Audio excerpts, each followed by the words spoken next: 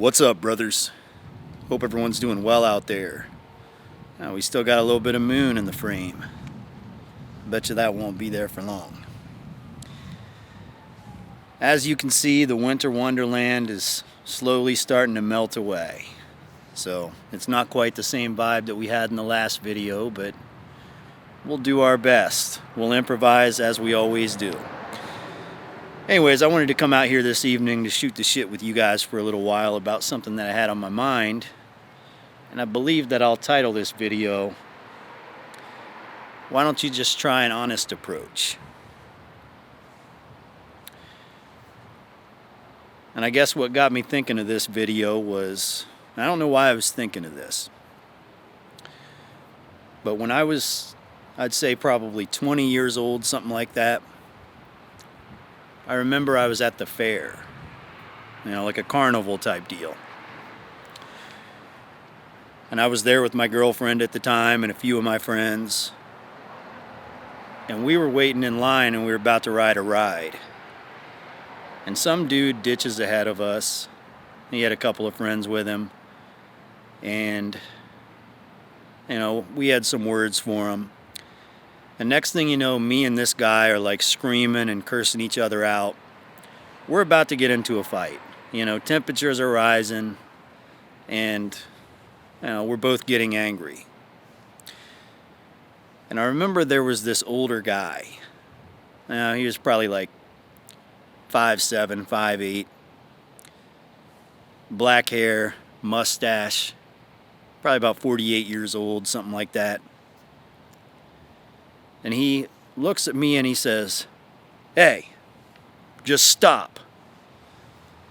And I'm like, what the hell is this old man saying to me? I'm heated up and I'm about to get into a fight. And he says, and at first I start cussing him out. I start saying, shut up, old man. You don't you don't want none of this. And he's like, "Young man, come here." And he takes a step towards me. And I was like, I'm still cussing at him. I'm like, "Man, get the hell out of here, Get out of here." And he says, "Young man, come here."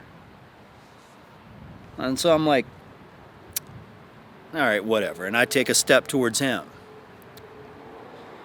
And what he said to me, I don't know why it was so profound. I don't know why it had such an impact on me.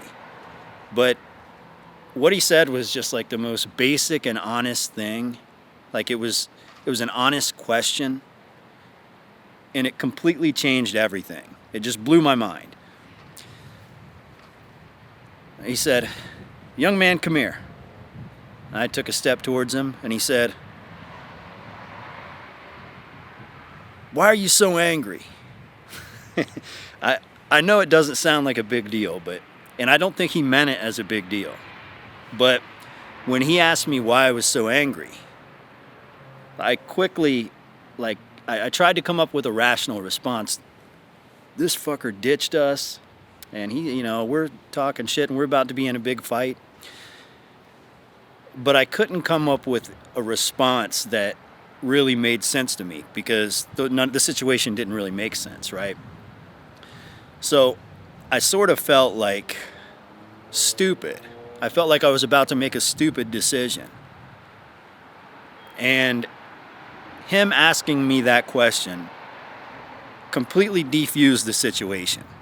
I was no longer angry. Instead, I kind of felt stupid. I was about to go to jail or the hospital, get kicked out, leave my friends in a bad situation, all because I was angry. And this happens all the time with 20-year-old guys, right? But all he asked was, "Young man, why are you so angry?"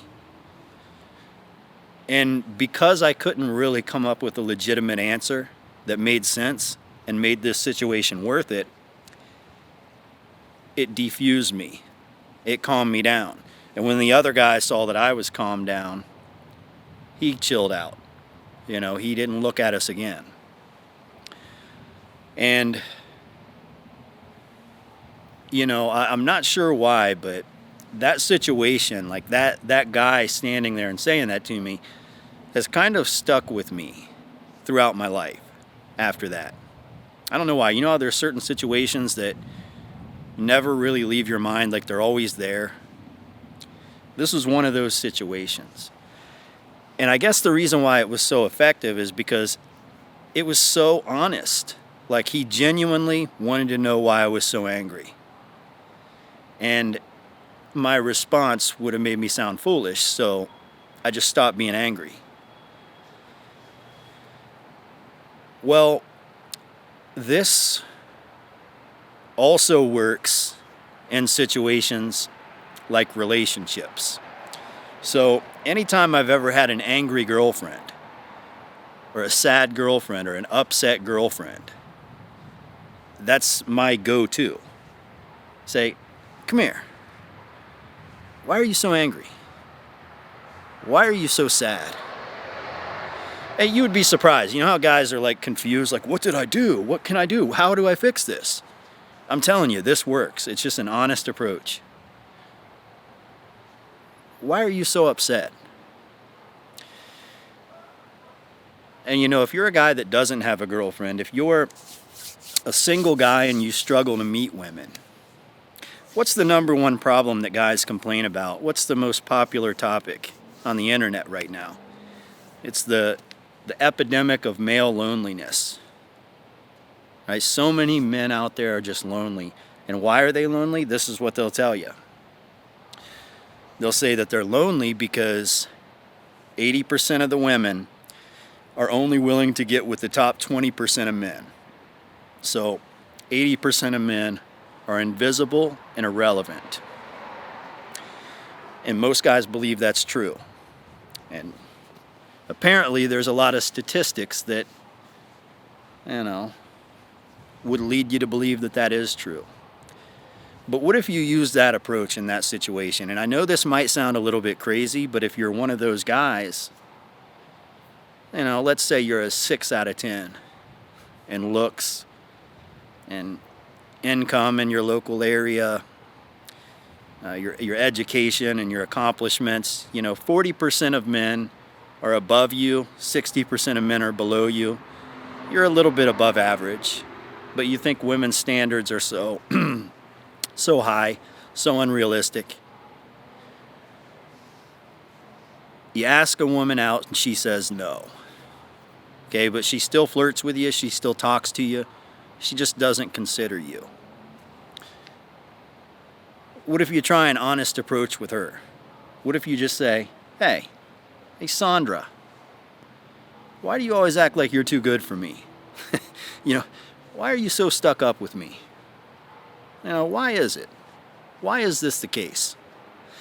I betcha, and I know, look at me like I'm crazy. I know a lot of you guys think I'm feeding you cope or whatever, and people think that I'm crazy when I say stuff like that, but I betcha to like 90% of women out there, you'll give them the tingles when you ask them that.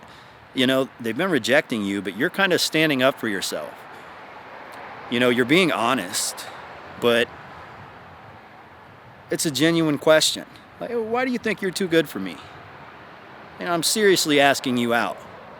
I'm seriously considering you to be my girlfriend or my wife. And you're acting like you're too good for me. Don't you think that will make her at least think about it? Make her rationalize what's going on here? By the way, isn't that what Kevin Samuels used to do? Isn't that why he got so famous? He would just be honest with women. He'd ask them a question just like that, but it came off as a little more stern and snarky and, red pill or whatever. But he would ask a question like that. Hey, so why do you think you're too good for all these men? Well, because I got an education and I'm an independent woman, PhD, whatever. Okay, so what makes you think you're too good for these men? He would just kind of drill it in there, like, men don't care about that stuff, right? You think you're too good for them, but you're really not. And these women were addicted to Kevin Samuels because he would speak the truth to them, and he would serve it to them in a way that really gave them the tingles. It got them excited. They would act like they hated him sometimes, but they loved him. They kept calling. They were addicted.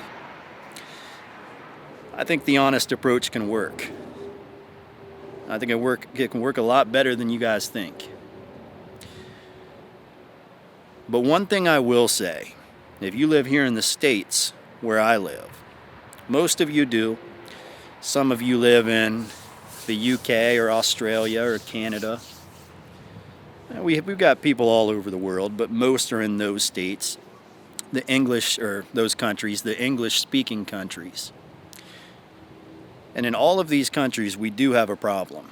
Like, we do have a problem with dating and relationships. And I believe that it comes from not only women thinking they're too good for most men, but men also believing that women ain't shit, that women aren't good enough for most men. How many times do you hear men saying, she's for the streets, right, or something like that? It really does go both ways. I mean, sure, women have more leverage, so it means more to say that women have unrealistic standards, but it does go both ways to some degree. And I think this comes from a culture. You have to think, like, rationalize this for a second.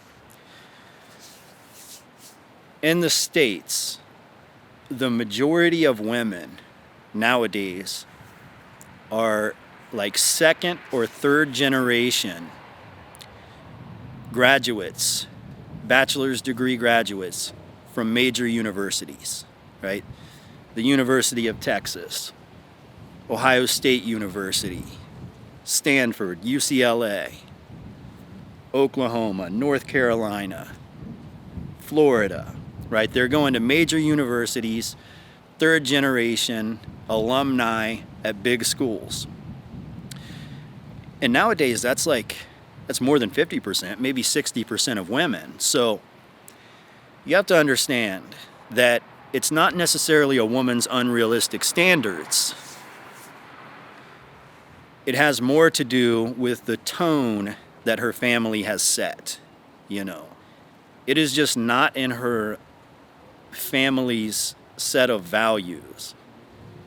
The fact that she is a third generation University of Texas graduate, it wouldn't fit into her family for her to date a man that got an associate's degree at a community college, right? He's not a good fit for that family. And women are graduating college at higher rates than men. So, that is an issue. I'm not saying that doesn't exist. But we have a problem in the States where everyone is hyper-focused on their education level, their accomplishments, not necessarily even their income, but their title, their status in society. And most women that are achieving these high status positions, obviously their dating pool shrinks, but most men too. Most men that spend their 20s establishing themselves in a high status career, by the time they hit 30, they look around and they say, okay, what are my options? Women that already have children, who are divorced, some young chick that just wants to go out and twerk at the nightclubs. What are my options really? So we are in an odd position here. And the reason why I say this happens only in the States, and maybe Canada and the UK and Australia, is because when I see foreigners come here, like, I shit you not, man, the honest approach, before I say this, I should say, we've resorted to, pickup, right? Like, we think we need gamey tactics and strategies and techniques, push-pull and things like that, just to maintain a basic relationship, or just like a basic attraction, and get a first date to even get laid, right? People in the States really think like that, and it's twisted. It's not normal. But when you see foreigners come here that don't even speak the language, and the success that they have. You know how many times, I live here in Tulsa, you know how many times I've seen like some dude that speaks Spanish, doesn't speak a lick of English.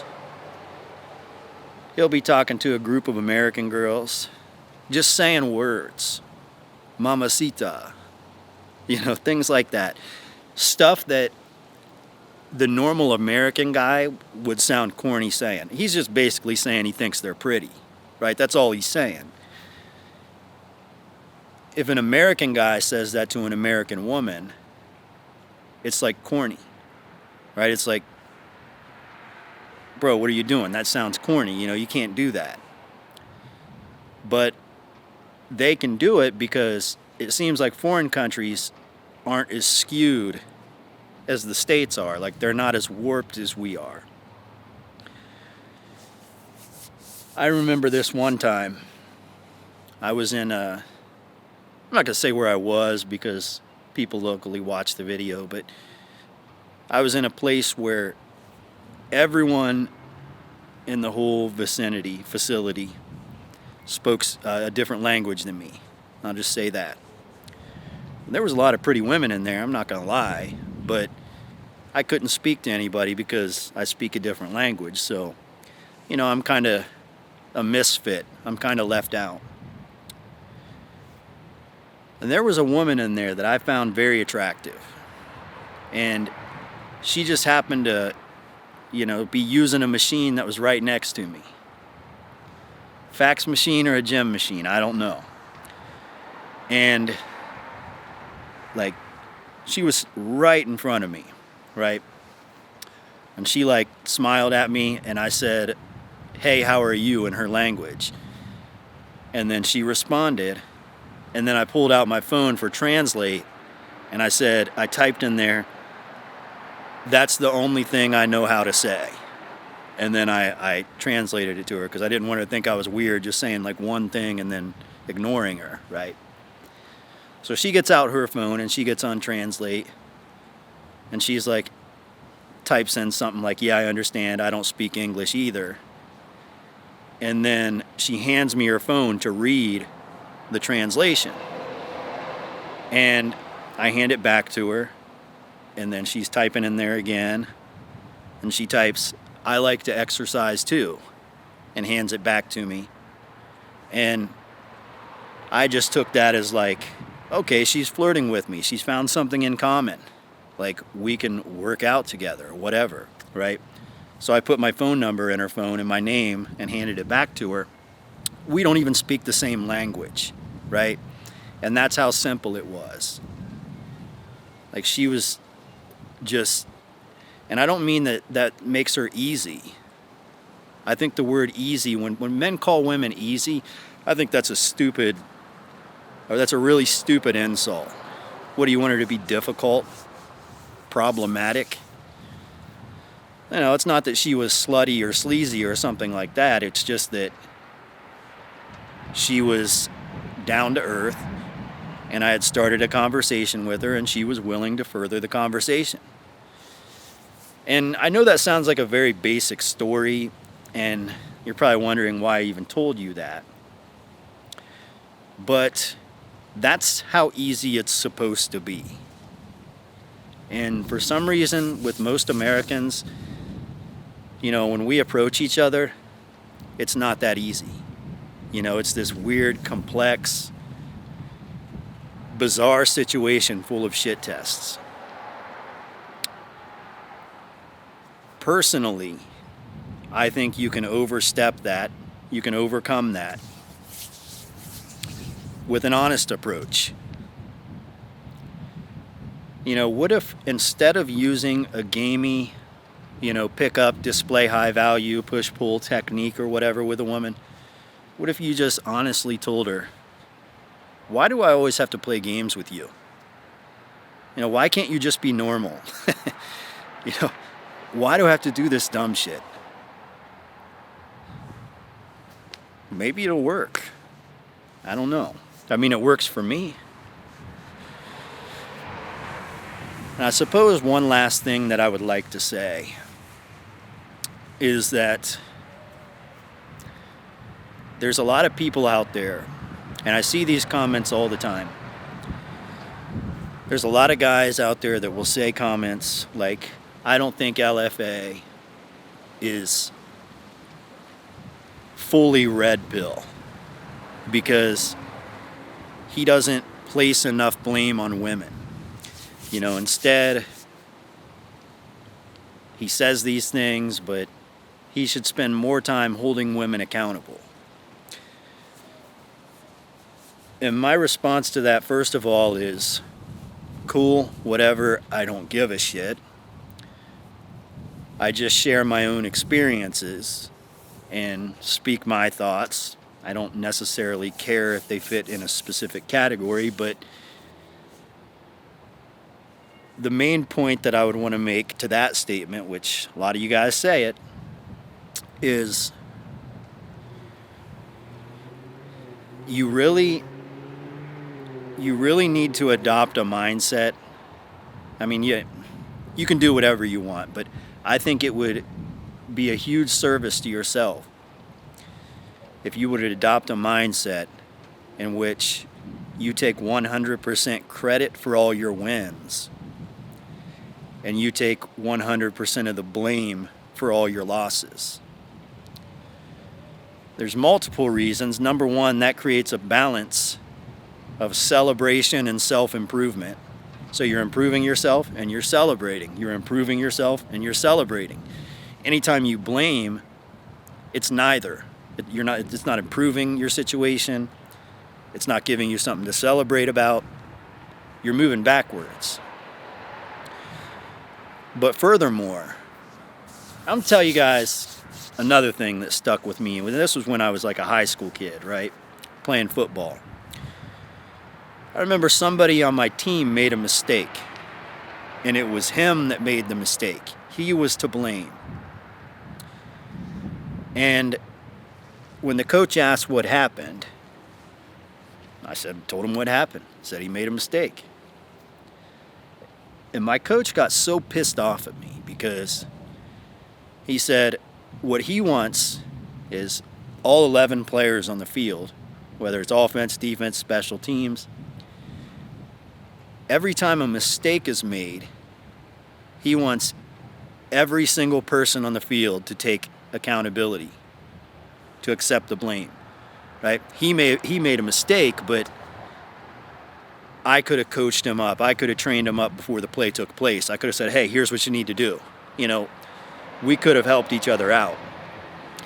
When you have one leader on the field, well, you got one leader and he can hold it together, right? But if you have 11 leaders on the field, all 11 guys are leaders. Well, now you have 11 guys that can hold it together. No weak links. You're a fucking juggernaut. You're all superstars. And that's what he wanted from us, right? So anytime you blame others, you're stripping yourself of a chance to be the leader. You're stripping yourself of a chance to be the fucking juggernaut, right? A juggernaut doesn't expect things to be fair. He expects people to break the rules to beat him, people to cheat. He expects for it to be 2 against 1, 5 against 1, 10 against 1. They're going to bring everything they have, right? And a lot of men feel like we're in this situation, like where they're just throwing everything at us, right? I think it's a lot better for your psyche to just say, you know what? I expect them to cheat. But if I lose, I'm going to take the blame. But when I win, you bet your ass I'm taking all the credit. I just think that's the better way of doing it. I think it's better for your psyche, better for your mental health. It's better in every way. So when you win, even if you cheat, I'll accept it. I won't complain because you cheated. I won't cry to the referees. I'll just accept the blame because I expect you to cheat. I should have been prepared for your cheating. All right, but when I come back and find a way to win, I'm taking all the fucking credit, right? You can screw off. You've taken the L, you know, and I think there's a moment when a man can go through this transformation and really take on that mindset. It's getting freezing cold out here. I'm starting to lose my shit a little bit, but we're going to tough it out. I think there's like a specific moment when a man makes this mindset shift. You could be an athlete, a sports player, and it could be time for the playoff or the tournament, the big games, and you've been the underdog this whole time. But something happens mentally, and you look around, you look at the competition, and it just clicks in your mind. You say, I'm not an underdog. I'm a fucking juggernaut. They are the underdogs. It just, something happens in your mind when you take all the responsibility, all the accountability, all the credit, all the blame. You take it all. You know, it could be in your career. You know, you're educated, you're competent, you're new, you don't have a lot of experience. But one day it all clicks and you realize you're better than these other candidates. You're the freaking man, right? You're a juggernaut. They're all just regular. But I think it takes a certain amount of mental toughness and accountability to establish that. But you know, there's that exact moment when you've been taking it all on where your mindset just shifts and you understand who you are. But you got to be honest with yourself. You got to be accountable. And you got to be proud of yourself and celebrate your wins. I suppose that's all it comes down to. But all right, guys. I guess I won't hold you much longer. Plus, I don't know how much longer my camera is going to hold up. But as always, you know that I hope this video was somewhat informative. And that's about it for tonight, guys. Until next time, see ya.